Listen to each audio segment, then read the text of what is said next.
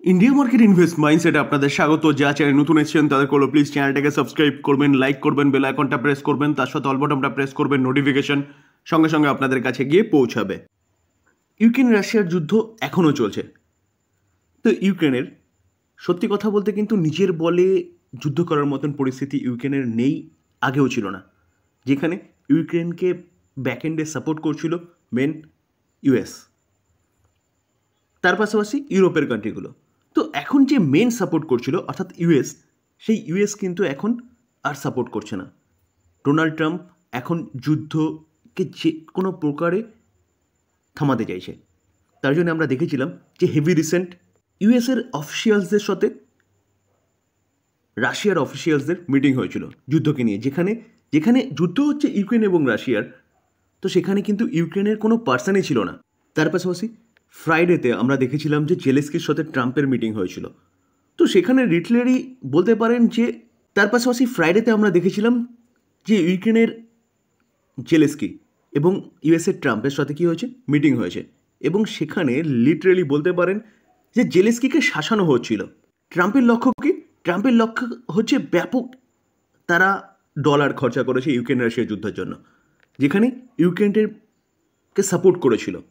তো এখন ট্রাম্প চাইছে যে ইউএসের ফায়দা, যেখানে ইউক্রেনের মিনারেলস বলুন কি তাদের ইনফ্রাস্ট্রাকচার ডেভেলপমেন্টকে নিয়ে বলুন, সেগুলো যাতে ইউএস বা ইউএসের কোম্পানিগুলো পায়।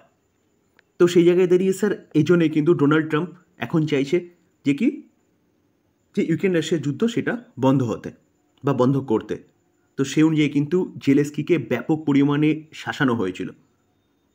তো এ থেকে কী বোঝা যাচ্ছে? এ থেকে বোঝা যাচ্ছে যে যেই দেশ ডিফেন্সের দিক দিয়ে দুর্বল এবং যেই দেশকে অন্য দেশের ওপর ডিপেন্ডেন্ট হয়ে থাকতে হয় যুদ্ধের জন্য, সেই দেশের বাস্তবিক ক্ষেত্রে যুদ্ধের বলতে পারেন দিকে না যাওয়াই উচিত। বলতে পারেন এখান থেকে কিন্তু ভারত শিক্ষা নিয়ে ডিফেন্সে আত্মনির্ভরের কথা বলছিল বা মেক ইন ইন্ডিয়ার কথা বলছিল। তো সেই শিক্ষাটা কিন্তু আরও স্পষ্ট হয়ে গেল। প্রতি কটা দেশ তাদের ইন্টারেস্টের ওপর ডিপেন্ড করে কিন্তু অন্য দেশকে সাহায্য করে, যেখানে ইউএস কিন্তু সবসময় তাই করে। তো সেটা আমরা আরেকবার প্রমাণ পেলাম। তো ভারতকেও কিন্তু নিজের শক্তি নিজেকে অর্জন করতে হবে, অর্থাৎ ডিফেন্সের দিক দিয়ে নিজে স্বাবলম্বী হতে হবে। তো ভারতকে তার ডিফেন্সটাকে কিন্তু আরও মজবুত করতে হবে। সেই অনুযায়ী গভর্নমেন্ট কাজ শুরু করে দিয়েছে বা কাজ করছে বলতে পারেন। তার জন্যই আমরা দেখছিলাম যে ডিফেন্স সেক্টরের প্রতি কটা কোম্পানি ভালো মুভমেন্ট দেখিয়েছে, কারণ একের পর এক অর্ডার কোম্পানিগুলো পেয়েছে। বিদেশি প্লেয়ারদের সাথে কোলাবোরেশনে কোম্পানিগুলো কাজ করছে। রিসেন্টলি মার্কেট অনেকটা কারেকশান হয়েছে।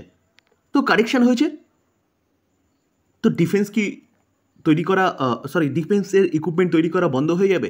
ভারতের ডিফেন্স কি পঙ্গু হয়ে যাবে? একদম নয়। ডিফেন্সকে নিজের দেশেরকে রক্ষা করতে গেলে ডিফেন্সকে কিন্তু সবসময়ের জন্য মজবুত রাখতে হবে। তো সেই জায়গায় দাঁড়িয়ে স্যার সেখানে কিন্তু অপরচুনিটি দেখা যাচ্ছে ডিফেন্স সেক্টরে। দেখুন এই আর্টিকেল দেখলে দেখা যাবে বেল, এইচএল এই ডিফেন্স কোম্পানিগুলো কিন্তু ওপর থেকে অনেকটা হাই থেকে অনেকটা কারেকশান হয়েছে। কোনোটা 40%, কোনোটা 50-50%-এর কাছাকাছি বলতে পারেন। স্যার জেপি মর্গান, ইলেরা সিকিউরিটিস এই দিগ্গজ ব্রোকিং হাউসগুলো কিন্তু ভারতের ডিফেন্স সেক্টরের কোম্পানিগুলোকে নিয়ে বুলিশ এবং তারা ভালো আপসাইড মুভমেন্টের কথা বলছে। Sir global broking house JP Morgan, তো জেপি মর্গান কি বলছে? বলছে বেল এবং ডিফেন্সকে নিয়ে তারা বুলিশ এবং এখান থেকে ভালো আপসাইড মুভমেন্ট দেখাতে পারে, তার জন্য তারা ওভারওয়েট রেটিং দিচ্ছে।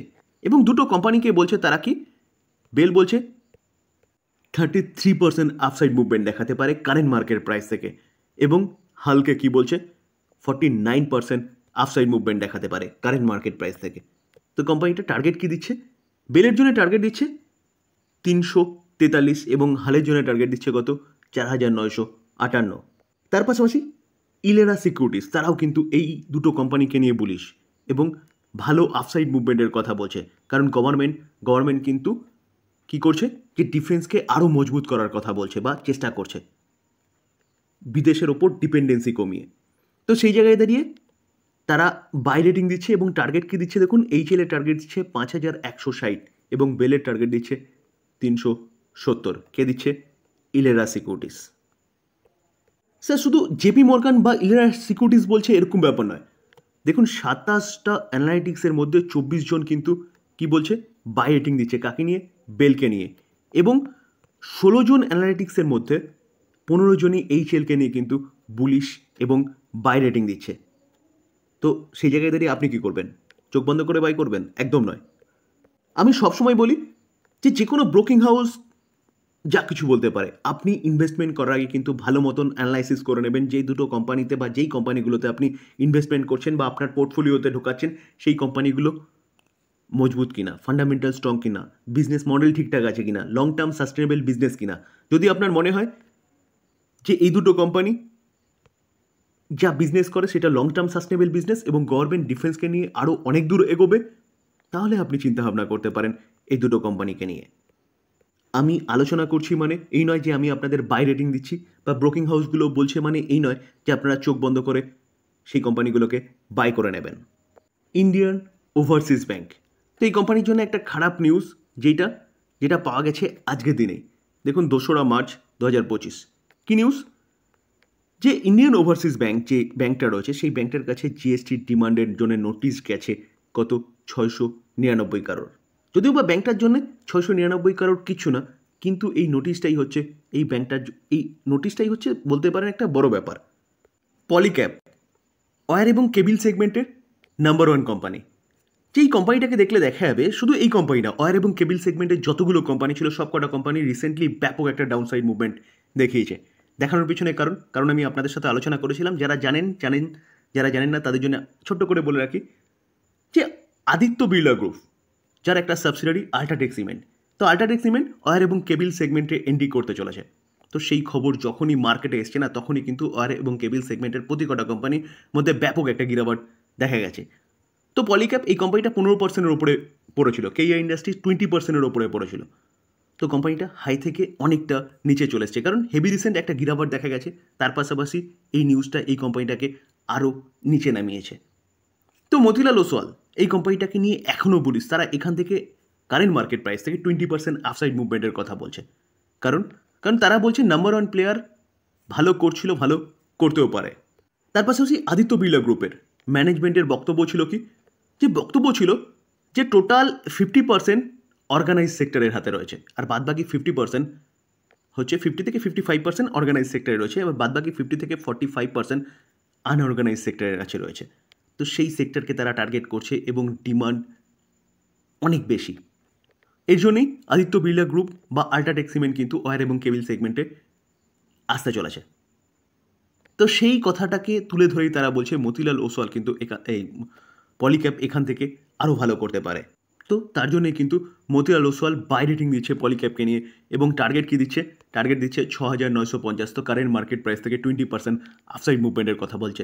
যদিও বা কোম্পানিটা আগে যা টার্গেট দিয়েছিল, অর্থাৎ এটা জানুয়ারি মাসে দিয়েছিল 8,370, সেখান থেকে কিছুটা কমিয়েছে ঠিকই, কিন্তু তাও এই কোম্পানিটাকে নিয়ে বুলিশ ডোমেস্টিক এই ব্রোকিং হাউসটা। তো স্যার আবারও বলবো যে কোনো ব্রোকিং হাউস বলছে মানে এই নয় যে আপনি বাই করবেন। আপনি নিজে অ্যানালাইসিস করবেন, নিজের কস্টে টাকা ইনভেস্টমেন্ট করবেন, ভালো মতন অ্যানালাইসিস করে আপনি আপনার ফাইন্যান্সিয়াল অ্যাডভাইজারের সাথে কথা বলে নিয়ে তারপর বাই করবেন। আলোচনা এই পর্যন্ত। যদি ভালো লাগে, যা চ্যানেল নতুন এসেছেন তাদের প্লিজ চ্যানেলটাকে সাবস্ক্রাইব করবেন, লাইক করবেন, বেল আইকনটা প্রেস করবেন, তার সাথে অল বাটনটা প্রেস করবেন, নোটিফিকেশন সঙ্গে সঙ্গে আপনাদের কাছে গিয়ে পৌঁছাবে। থ্যাংক ইউ, ভালো থাকবেন।